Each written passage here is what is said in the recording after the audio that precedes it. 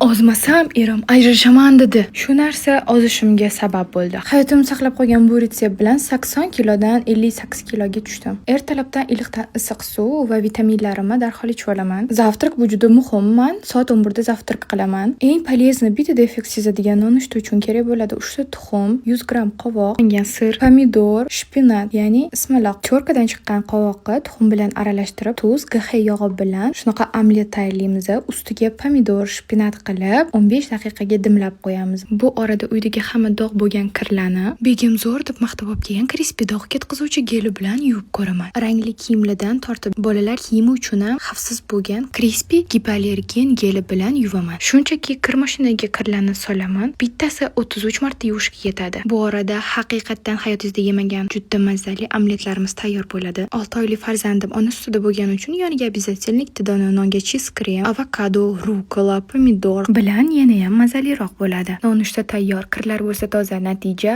wow. Hidiga bo'lsa gap bo'lishi mumkin emas. Toza joyda nonushta qilish yana ham yoqimliroq. Ayniqsa yoqtirgan serialim bilan. Bu retseptni yo'qotib qo'ymasdan обязательно sahranch qilib bir marta bo'lsa ham tayyorlab ko'ring.